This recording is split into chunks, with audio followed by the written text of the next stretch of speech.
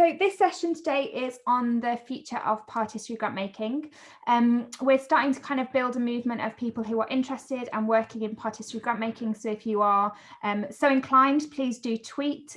We're using the hashtag participatory grantmaking and shift the power.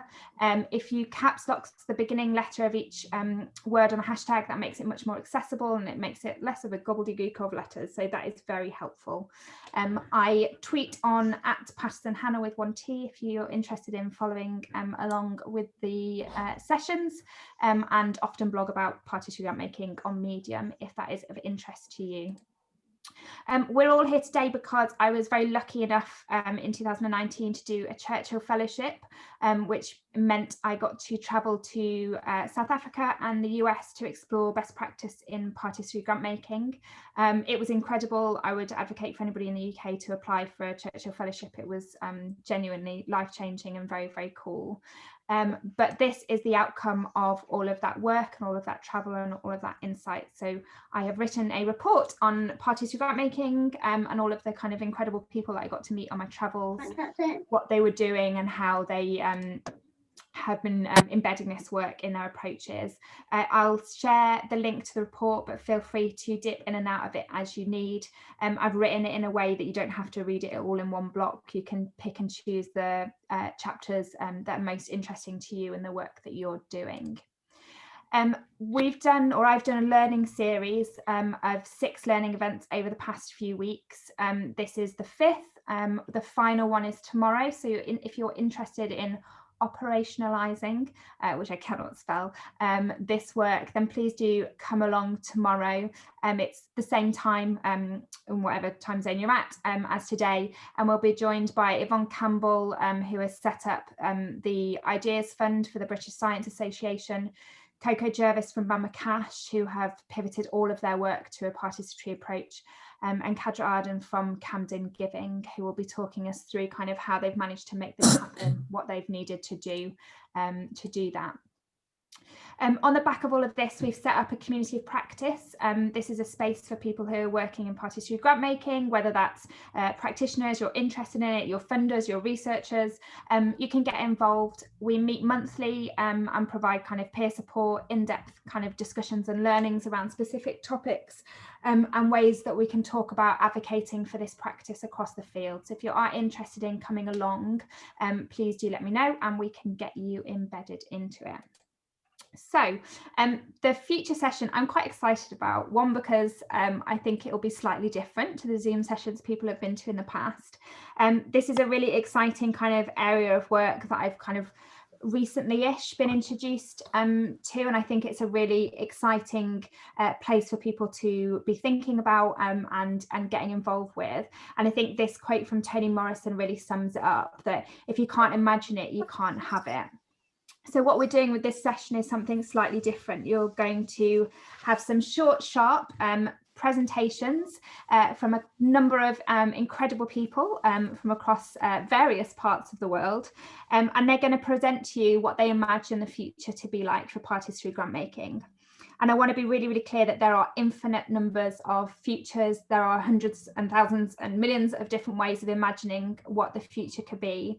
And these presentations are from the brains and the imaginations of the people presenting, but there are numerous possibilities that all can happen at the same time in different ways. I think it's also really important to recognise that the people that are involved in designing the future are often the people of the futures that you see. So we should all be asking ourselves all the time, kind of who's missing from these conversations? What are the futures that we aren't hearing from? Who are the people that are kind of seen in these imaginings? There are also lots of other different contexts that kind of shape this practice and shape this work. So really thinking about not just philanthropy, but actually what does the world look like or will look like? How will that impact the way that we experience what we're doing? You know, what does the climate look like? What does data and technology, what advances have been made? How will that kind of impact? So looking at the macro rather than just the little space that we work with. So the imaginations that we've got coming in the presentation, there's a variety of them. Some will be imagining kind of what the future could look like if participatory grant making is thriving and doing well. Others are looking at actually what the practice of participatory grant making is, how we could be doing that differently, how are the different contexts impacting on that. And we hope that these imaginations and kind of presentations provide you with some food for thought, get you a bit excited, jolt your creativity, and get you inspired for what could come. So I'm going to introduce you to the speakers that we've got, and then I'm going to pass over to them in turn. So we are joined by the incredible Rose Longhurst, some of you may know, who's involved in the Edge Fund and Fund Action, two incredible participatory grant making organisations, the Edge Fund based in the UK and Fund Action across Europe. We are joined by Conor Cross and Mitali Sen from the National Lottery Community Fund, who have led on the Leaders of the Lived Experience programme that we have developed at the fund, which is one of our kind of flagship participatory approaches. We've got McChrystal from Comics Youth. Comics Youth is one of the grant holders for our Leaders of Lived Experience programme. It's a youth-led organisation that is very creative and very cool. And actually, Rhiannon from Comics Youth was one of the decision makers for our Leaders of the Lived Experience programme the second time round, but Rhiannon can't be here with us, so Emily is stepping into the breach. Chrissy Cattle and Ciorsdan Brown from the GrantGivers movement, an incredible collection of people who seek to challenge power within philanthropy. Check out their stuff online. They've got a really interesting report on kind of power and trust that I'm sure you will you'll thoroughly enjoy. Allistair works at Common Council Foundation based in San Francisco, leading on a lot of their work funding.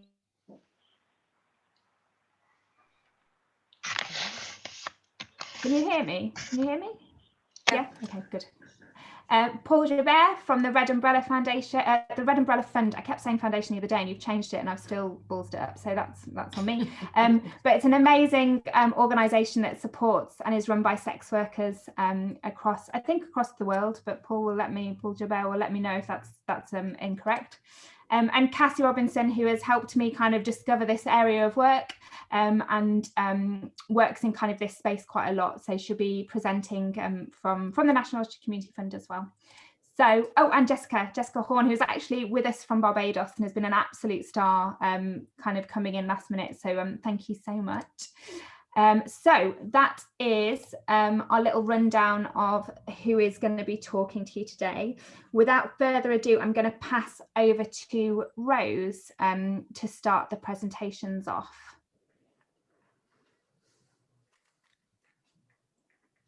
Good afternoon, everyone, and welcome to the Climate Reparations Citizens Jury 2071. My name is Rose, the lead facilitator of this exciting initiative, and I'm here to welcome you to the introductory jury session and answer any questions you may have. I've been involved in citizen decision-making initiatives since the 2030s, just before the reparation funds were established. So I'd be happy to answer any questions you may have about the jury process, as well as the reparation funds themselves. Firstly, however, I wanted to thank you for responding to the invitation to join the jury. As you know, you're a randomly selected group that have been chosen to roughly represent the current population in terms of factors such as age and location. Although participation wasn't mandatory, we had an almost 100% response rate, which is fabulous. This is no doubt in part due to the efforts we've made to build an inclusive process via support with translation, accessibility, caregiving, and other services. However, I hope that the reason for such a strong response was also due to a sense of collective responsibility for this important work. The work of deciding on how the Climate Reparations Fund should redress the damage caused by climate change is not simple.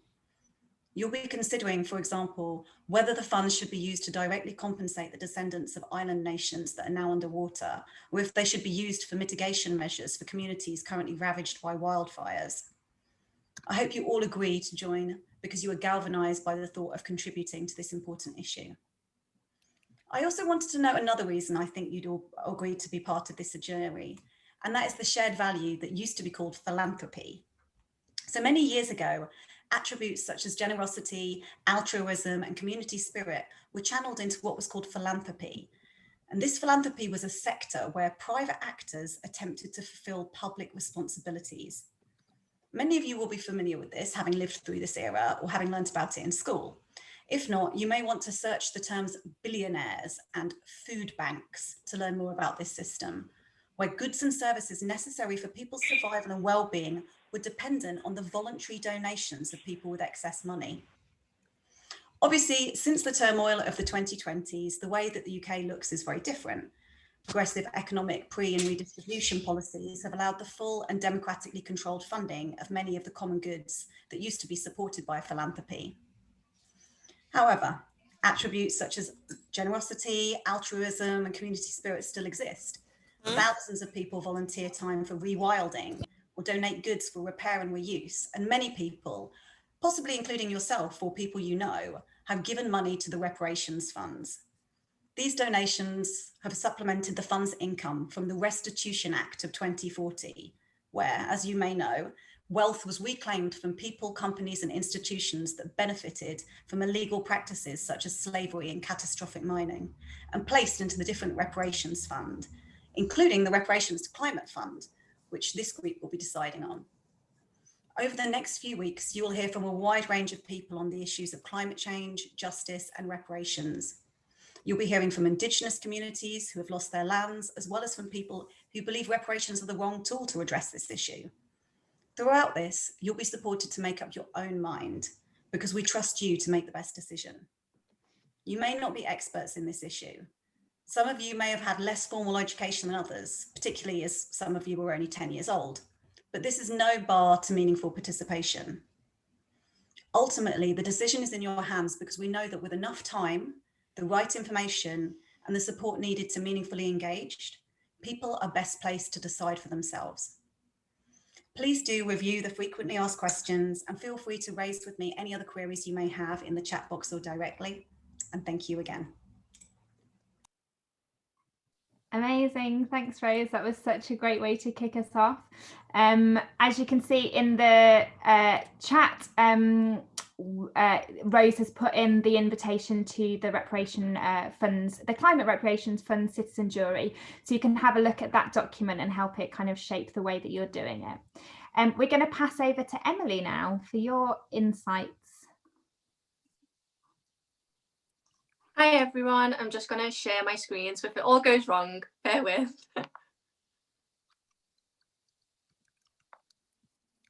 I just don't trust the closed captions with my Scouse accent.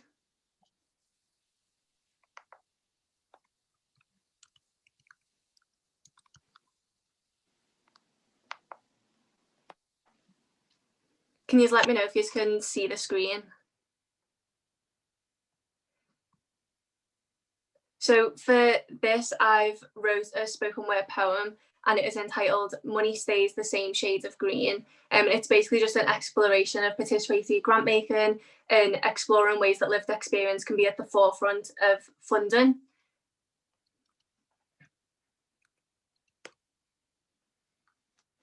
What's your life story? Oh no, not like that. Give it to us in 500 words or less. We don't need the stress of reading all of those hardships. You say that we aren't listening, but you just aren't speaking our language. I mean, sure, the hoops you jump through are one size fits all, but money stays the same shades of green. Change isn't needed here. You say that a steering group is a good start, but the art of listening and learning is one we should master. But we can't muster up the courage to set our pride aside and realise the privilege resides here. So let's give it a try. Tell us what you want, and we'll try to listen. Hello? Can anybody hear me? They've been talking for so long, I'm worried I'll start sounding like them. But think about it. If nobody is here to challenge, nothing will change. The division we see now will be forevermore. People won't fall through the gaps of underfunded grassroots. There won't be anything on the ground. Our identities will be a tale the kids are told, sat around remembering a time they've never experienced. When everybody spoke differently and London wasn't the only city where things happened and money was spent. Communities will be deserts, handed pennies and blamed for their ignored children. The fingers that point blame at us will soon look like our own. The tactics of blame will encourage friends to bicker. We'll be too busy looking at each other to look up at the people in power and force accountability. We will keep using words we can't spell and having to sell our stories to stay alive. to stay afloat. It's time we stood still and don't fall just because they expect us to. The fight for equality looks like youth signing the green paper. National curriculum standards will be brought to the times and fines will be shown to mean legal for the rich. We will remember why laws exist, the principle to protect people from being harmed, not to protect the elite from consequence. Equity looks like people of colour relating and representing their peers in roles of authentic leadership, because faking empathy is a step too close to performative allyship. Allyship should be at the heart of all we do. For all we've been through, we just need you to understand. Nobody wants the upper hand, we just want to be represented, to be heard, to be boosted to the front of the room where people usually take what we say as our own. But they can see us now. They hear our words and know them to be ours.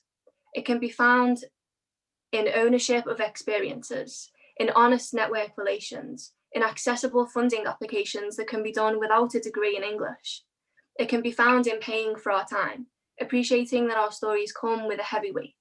Do not expect us to present our trauma on a delicate china plate so that you can cheer about how good you are, how charitable this fund really is.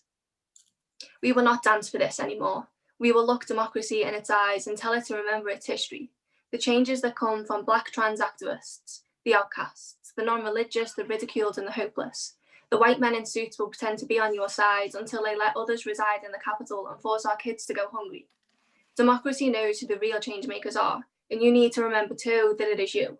Lived experience leaders should be authentically in the lead.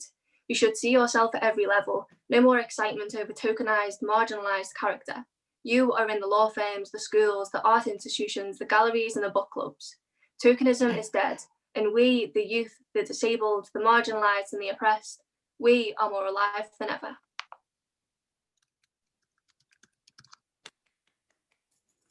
Amazing. That's it. Thank you guys for listening. Thanks, Emily. That was absolutely incredible. I am now going to share my screen. So hopefully you can see that, yes? Yeah. Okay, here we go.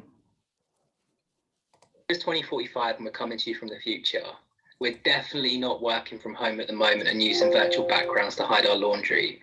But we've got something to tell you a bit about the future and about how philanthropy has changed quite a bit. So let's take you on a journey.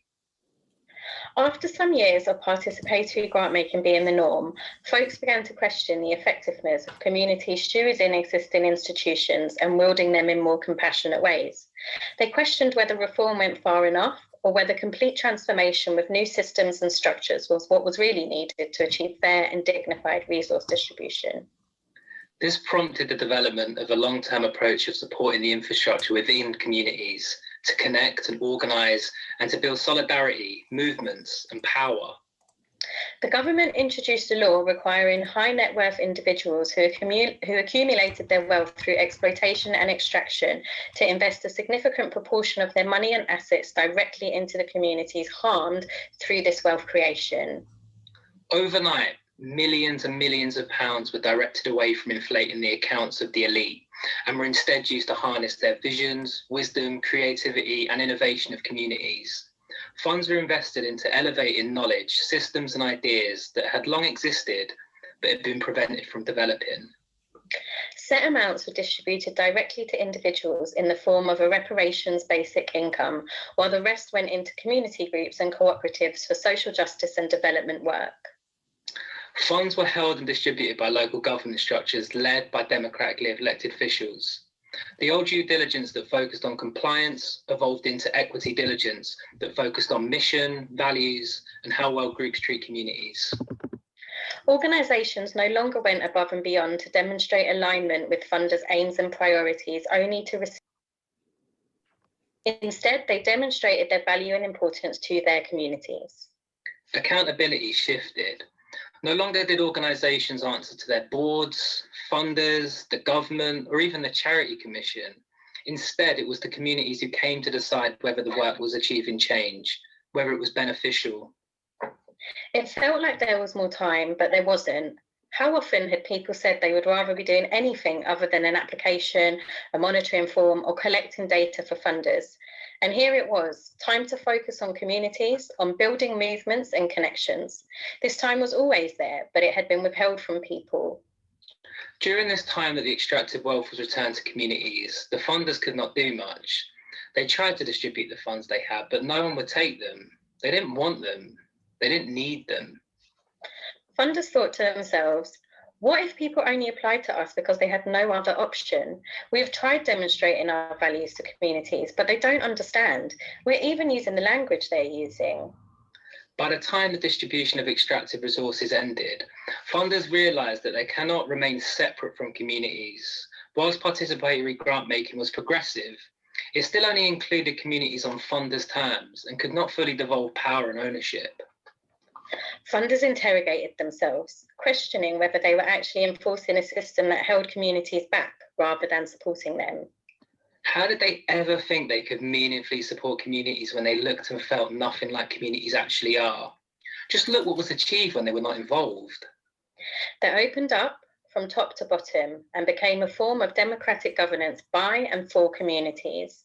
The only place power was concentrated now was in the hands of the communities they wanted to serve in everything that they did. Their hierarchies were flattened and institutional power was devolved.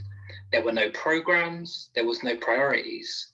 Applications and monitoring forms and 30-page reports that nobody had the time to read or write, they became a thing of the past. What mattered was where power was held and how decisions were made. There was no going back. Why would we want to?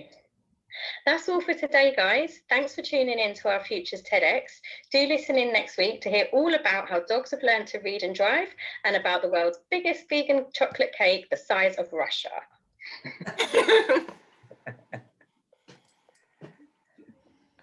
Amazing. Thank you so much. I am going to pass over to Allistair.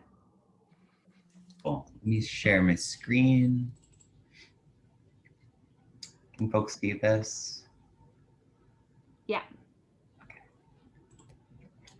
Okay, so to give a quick background about myself, before philanthropy, I was a community organizer. As an organizer without fail, every time we won policy changes, they were derailed, either because there wasn't enough funding to implement wins, or you couldn't actually sustain public pressure. And for the purposes of this conversation, my takeaway was that philanthropy was funding community groups just enough to squeak out campaign wins, but never actually invested enough to actually have those wins stick over the long term. We were not being funded to meaningfully shift power. Fast forward, I'm now at Common Council Foundation, where we have several participatory grant-making funds. Native Voices Rising was our first, focused on Indigenous-led organizations in the US, where we rely on 25 community reviewers to actually make decisions on about $2 million a year in grants.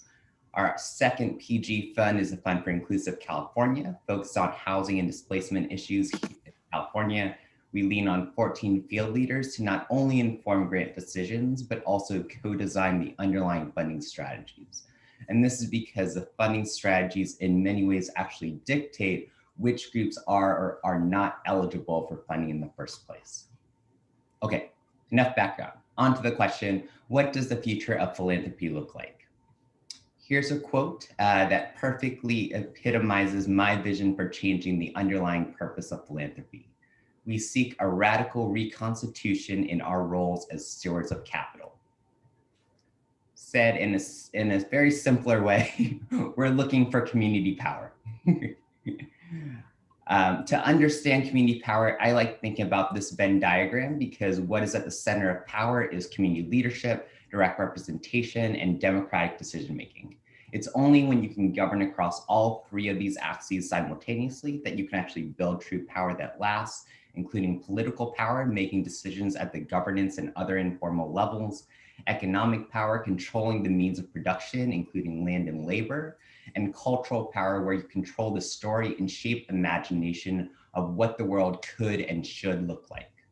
So in a future where communities have true power and can actually govern, these are the three pillars that I think about: participatory grant making, investments in governance, and shifting philanthropic mindsets. Participatory grant making processes, having communities who are experts in their local contexts, being front and center in redistributing money to their communities. Investments in governance, trusting communities to be actually in charge of 100% of assets, including investments, operations, and governance of institutions, Real power actually comes from communities governing the endowment and not just the 5% of grant making. What would it look like if communities could make decisions on investing in local businesses and enterprises, building the economic power in their own community instead of investing in an extractive stock market?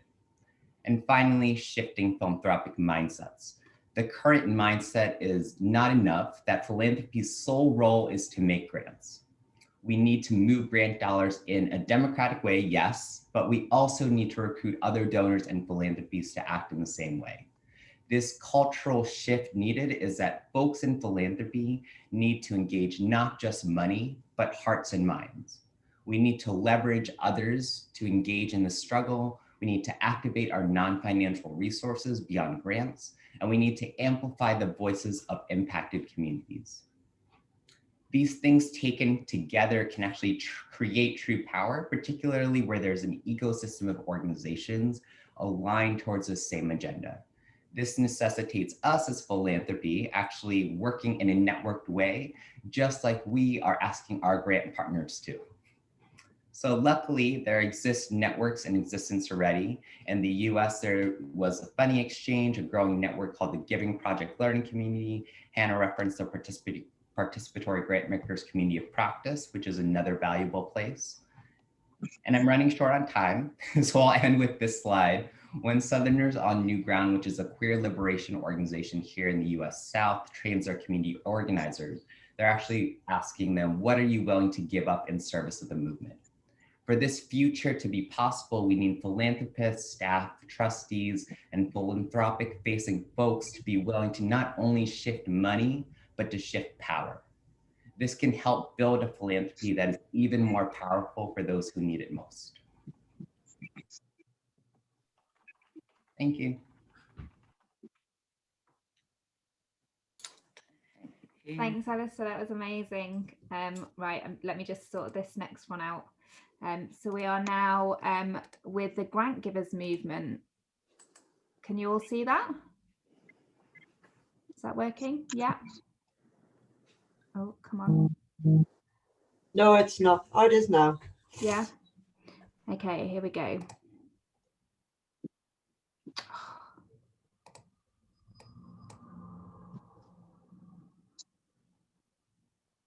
Don't break on me.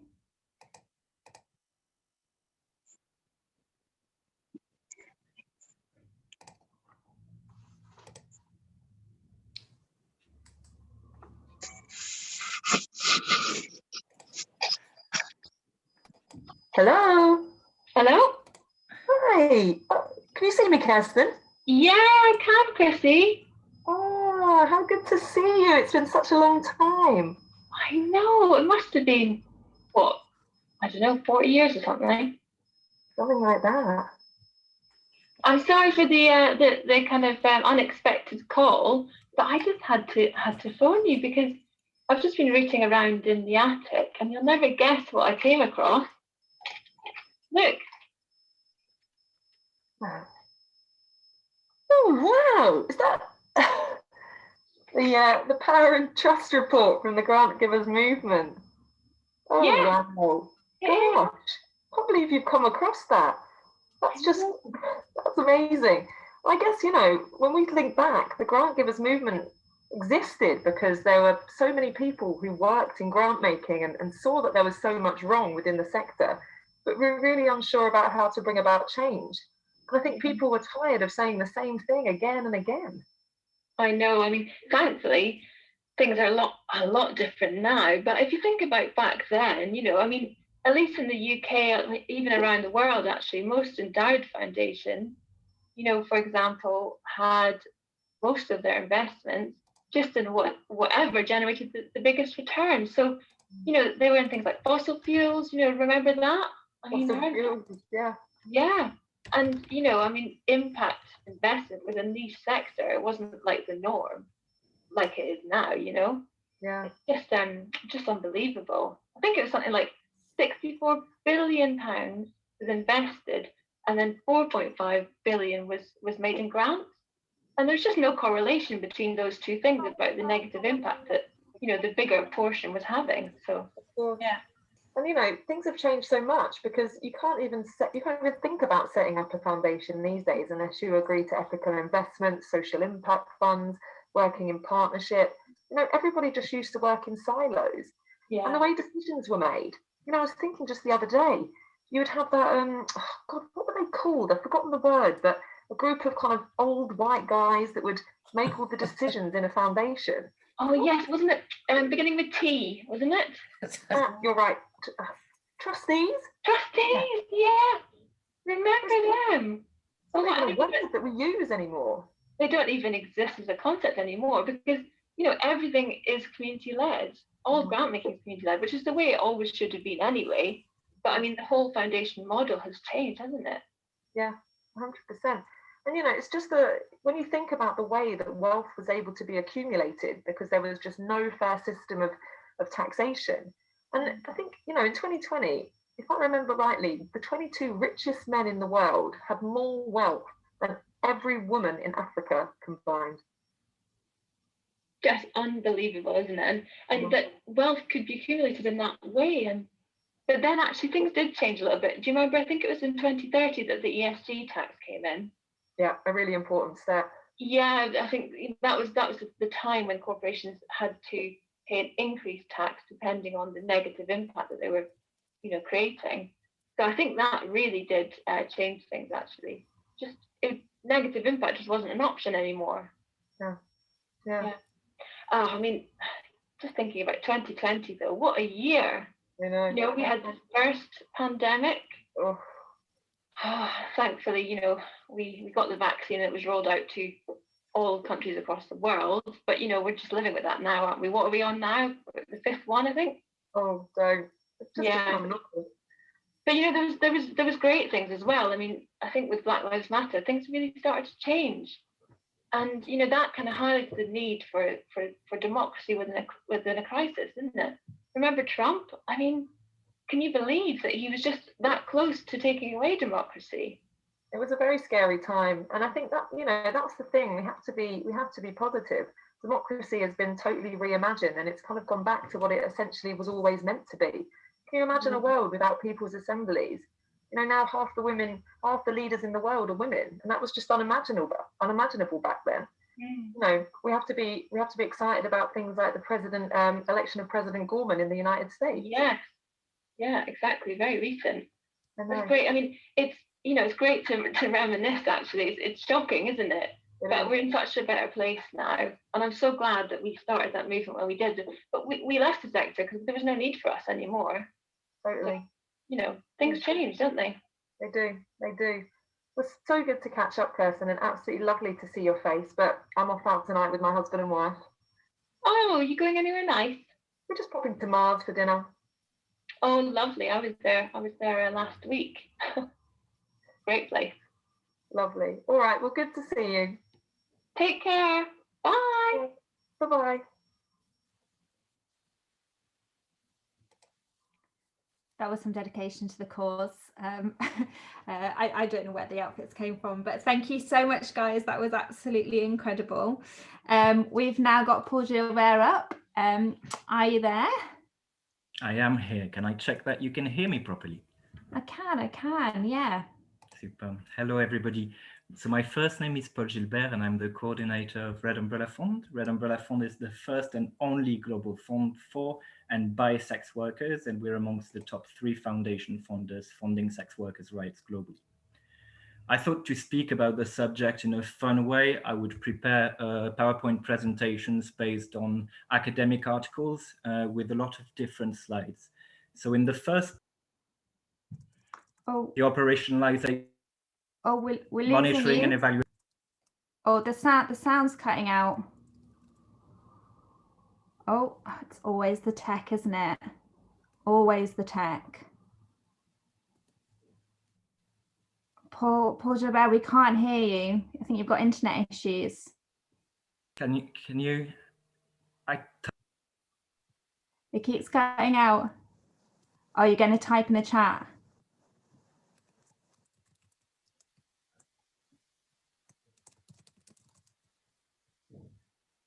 Oh, I think I've got an email from you. Hang on 1 second, let me see. Oh, it's got an attachment. Let me see if I can share that, yeah?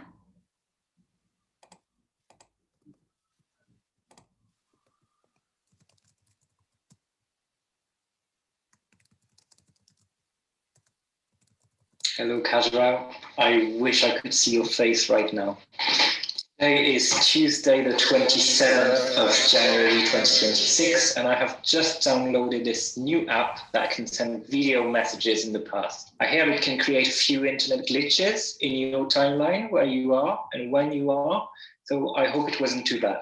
My digital calendar reminded me that today, 5 years ago, I was supposed to speak about the future of participatory grant making. So I thought it would be better for the future to speak for itself rather than imagining it. Can you share this video with the group, please? That can serve as my presentation. So when I think of what changed between then and now, the main point that stays in my mind is that now we see ourselves as grant makers and as all being one, which was not the case when we used to work back in 2020 or 2021. Let me explain that in 3 points. Firstly, in the beginning of 2021, the participatory grant making community of practice was getting bigger and bigger. It was gaining traction. In fact, if I remember correctly, it had recently reached around 200 members, and interest for participatory grant making was growing. Now, in 2026, participatory grant making is the norm. Everybody does it, and that's the only way to go.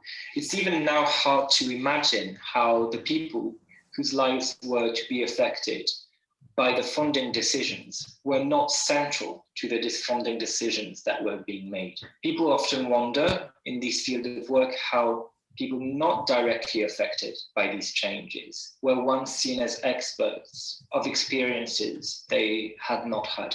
So now we're all one in supporting and strengthening our participatory grant making practices. Secondly, do you remember how I was feeling 5 years ago? I was wondering whether the organizations we used to call traditional funders and other funders called the community-led funders were starting to feel like they were too different, and whether they were growing apart from each other, as if they couldn't share anymore or have difficult conversations with each other. Now in 2026, it is clear that participatory grant makers are all one and need each other to work well. Of course, traditional funders and community-led funders still exist, but they work with and for each other. An example of that was last week for me. There were 2 non-community-led funders, traditional funders, who had evaluation meetings with their funders and their boards. So we had to be there as Red Umbrella Fund. We do that quite a lot now as a community-led fund because we have this crucial role in strengthening and ensuring the systems put in place by the so-called traditional funders are as efficient as they can be and evolve as fast as the communities these funders aim to serve. Similarly, the work of traditional funders has meant that sex workers have had much more experience in participatory grant making through being engaged in their participatory grant making processes. In turn, this has made Red Umbrella Fund much stronger in many ways, as the community members who join our International Steering Committee or our Program Advisory Committee have increased capacity and knowledge.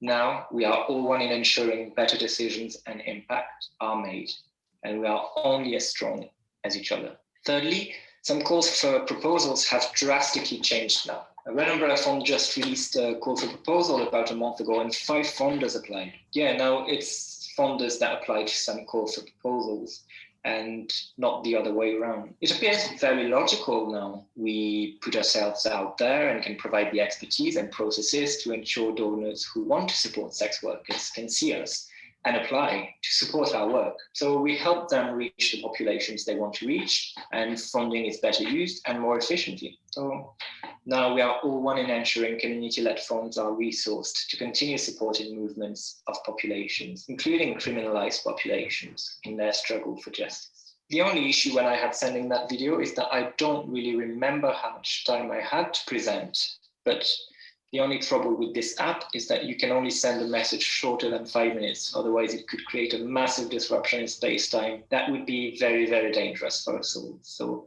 I'll stop now. Hopefully, we'll see each other in 5 years, which will be 10 for you. Bye-bye. Amazing, thank you. Brilliant.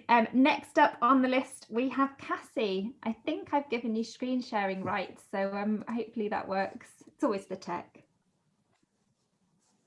Hi everyone, thanks for having me, Hannah. What an amazing creative community this is. I'm not going to be very creative. I'm going to lower the standard of creativity, but hopefully you can see my screen. Yeah. Hang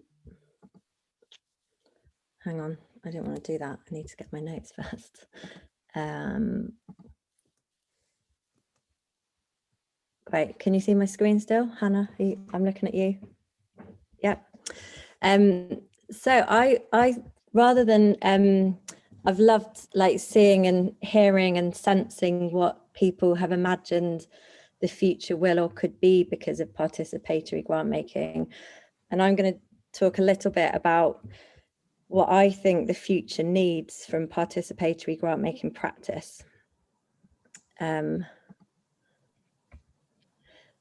So I feel like there's the things that we know, there's the known unknowns, and then there's the unknown unknowns.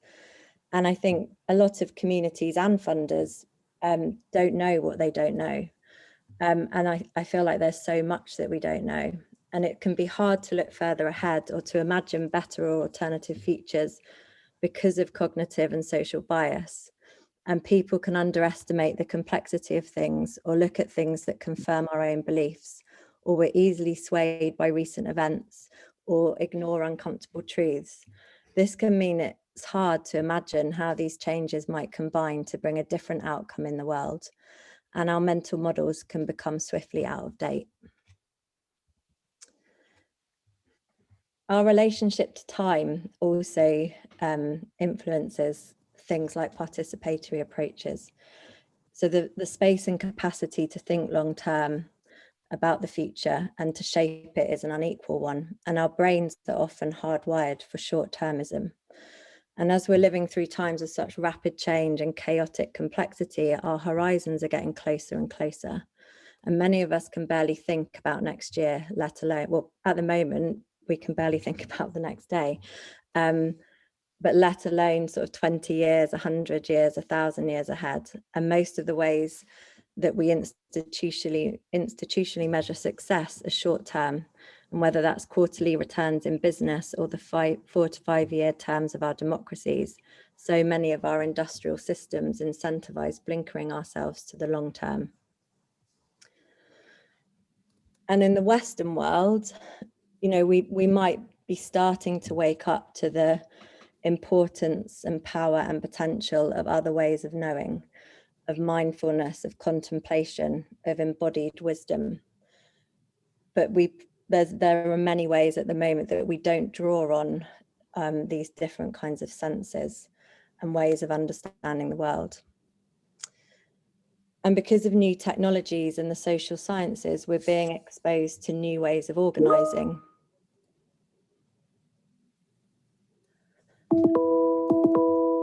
And there's a growing understanding and new science that is talking more about our kind of consciousness and how we are connected beyond and outside of our brains and our sort of mind matter.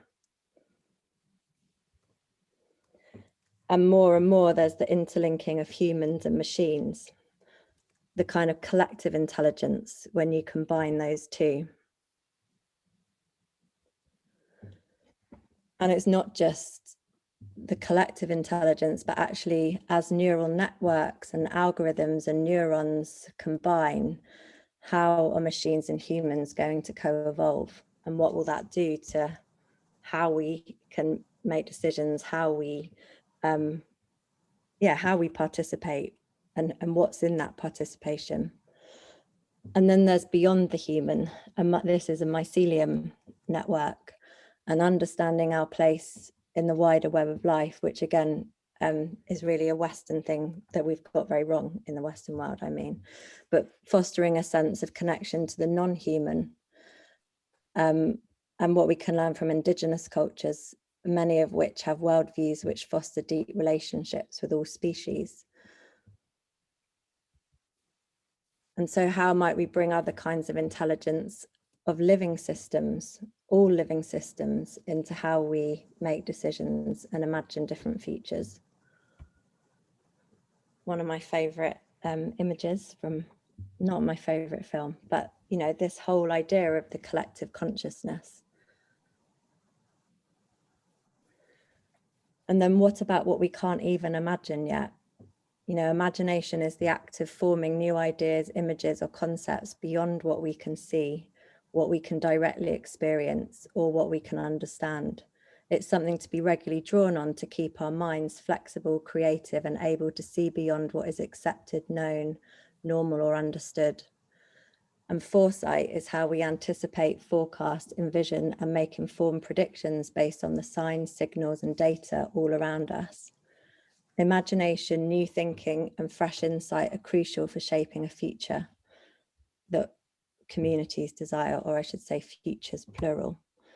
So my questions for the participatory grant-making community are these. How is participatory grant-making practice going to address the idea that communities and funders don't know what they don't know? And how is participatory grant-making practice going to work with other kinds of intelligences? How is participatory grant-making practice going to draw on what technologies can afford? And how is participatory grant-making going to bring imagination practices into its approach so that we can really manifest radical alternatives? And how is participatory grant-making practice going to co-evolve with machine and all living systems intelligence? But seeing the amazing creativity and commitment, I don't doubt for 1 minute that this community is going to figure all these things out. Thanks for having me. Thanks, Cassie. That's amazing. I'm going to pass over to Jessica. Take it away. Greetings, everybody. My name is Jessica Horn, and my Mpako is Akiki. And if you hear that, then you know that my ancestors are people of milk and honey and East Africa's snow-capped mountains. Now, I may well be old now, but I was a child once, and I'm still learning.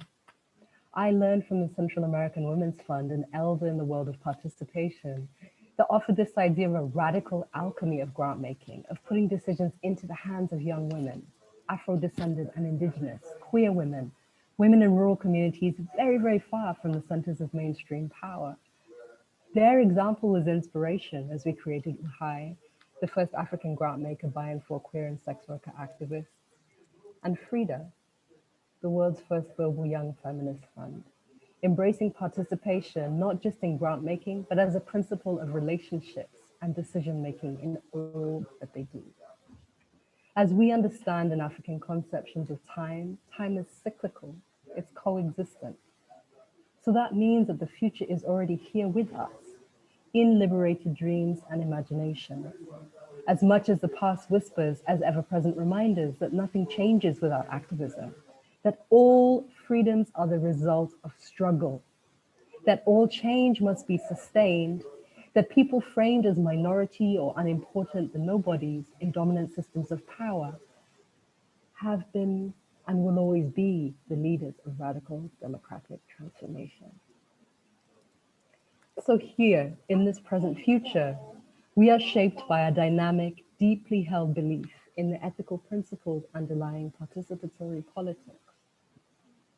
It's the ethics that drives us. We have been changed by these ideas that participation is the core ethic. And it's from this ethic that all change arises. All new ideas hold on to this heartbeat of a radical redistribution of power and possibility. This ethic that economic power and resource distribution could be framed by different values and radically different dynamics: community ownership, women and non-binary ownership. The majority are the majority, not minoritized by the minority. Here, with a restructured global economy that meets human needs and enables life for all. Giving that sustains these visions, that affirms the consensus that solidarity, mutual support, seeing each other, humility, lie at the core of life. Philanthropy is a word rooted in ancient Greek. Philanthropy the practical expression of the love of humanity. So with this guiding ethic of constant self-critique and a redistribution of power, of humility, of decolonial reconfiguration of our minds, not just our structures, we manifest love. Participatory philanthropy is a way to enable the practice of a love of humanity by allowing humanity to decide on its own priorities, on how to enable all life to flourish. See, we are already here in this chrysalis. We are already transforming. And as we transform, we change too. We decolonize, we depatriarchalize, we leave our phobias and our biases. We have embraced the present future of possibility. We are already changing. And as Octavia Butler, the African-American science fiction writer, reminds us, all that you touch, you change. All that you change, changes you. The only truth is change. So the future will always be here with us, in the promise of a feminist, redistributive, decolonial, pro-Black, pro-queer, pro-Indigenous, pro-people, earth-respecting love of humanity.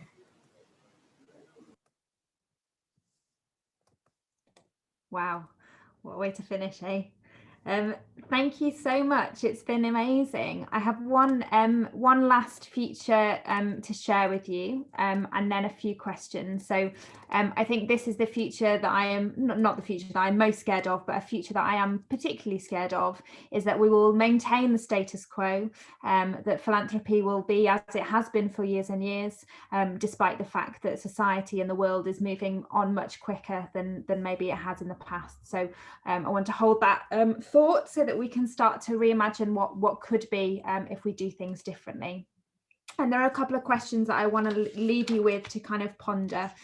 The first one is, if participatory grant making was the norm, what would the role of a funder actually be? What would we be asking staff to do? What would the structure of a fund look like? Where would the staff be? Would there be any staff? If you were to write an old letter to a friend describing what your days are like now, what work are you working on? What would you say? If you're at a celebration event of everything that you've achieved in 2050, what's on the list? What would you be winning the award for? Helps if I click the right thing. What does the world look like and how does this impact on funding? Is half the world underwater? Are we looking back on this moment in history as a turning point in defeating white supremacy? Or are we grappling with it in a different iteration? Has democracy in itself changed? What does that mean for democratic approaches to funding? What laws might have passed that have changed the way the world experiences wealth inequality? Is the wealth gap still growing? Give while you live has this succeeded or failed? How are people giving their money away? Or are they being taxed? Has the way we create our investments changed? How has this happened? Are we more moral in our development of wealth? Or are we still investing in harm while pretending to do good with the other hand? Oh,